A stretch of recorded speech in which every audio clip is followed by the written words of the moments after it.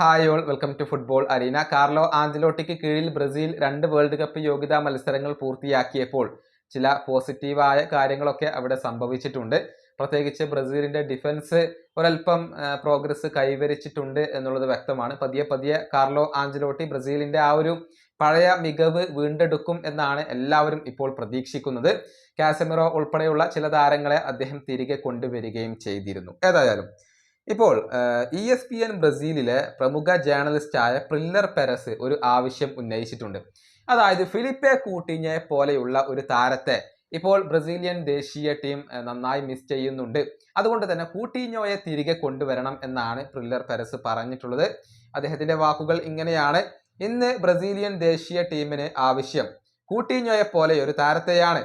എന്റെ അഭിപ്രായത്തിൽ നെയ്മറെ പോലെയുള്ള ഒരു താരത്തേക്കാൾ കൂടുതൽ മിസ് ചെയ്യുന്നത് ഫിലിപ്പെ കൂട്ടിഞ്ഞെ പോലെയുള്ള ഒരു താരത്തെയാണ്. ആഞ്ചലോട്ടിയും അദ്ദേഹത്തിന്റെ കോച്ചിങ് സ്റ്റാഫും എന്തായാലും കൂട്ടിഞ്ഞോയെ ശ്രദ്ധിക്കുകയും അദ്ദേഹത്തെ തിരികെ കൊണ്ടുവരികയും വേണം. ഇതാണ് ഇപ്പോൾ ESPNന്റെ ജേർണലിസ്റ്റായ പെരസ് പറഞ്ഞിട്ടുള്ളത്.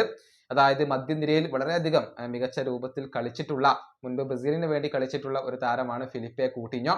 അദ്ദേഹത്തെ പോലെയുള്ള ഒരു പ്ലേ മേക്കറെ ഇപ്പോൾ ബ്രസീലിയൻ ദേശീയ ടീം നന്നായി മിസ് ചെയ്യുന്നുണ്ട്. ലോങ് റേഞ്ചുകൾ കൊണ്ട് ഒരുപാട് തവണ ബ്രസീലിനെ രക്ഷിച്ചെടുത്തിട്ടുള്ള ഫിലിപ്പെ കൂട്ടിഞ്ഞോയെ ഇപ്പോൾ ബ്രസീൽ മിസ് ചെയ്യുന്നുണ്ട് എന്നാണ് ഈ ഒരു ESPNന്റെ ജേർണലിസ്റ്റ് പറഞ്ഞിട്ടുള്ളത്. നമുക്കറിയാം 2022 ഫിലിപ്പെ കൂട്ടിഞ്ഞോ അവസാനമായി കൊണ്ട് ബ്രസീലിയൻ ദേശീയ ടീമിന് വേണ്ടി കളിച്ചിട്ടുള്ളത്. ബ്രസീലിന് വേണ്ടി വലിയ കണക്കുകൾ അവകാശപ്പെടാൻ അദ്ദേഹത്തിന് കഴിയുന്നുണ്ട്.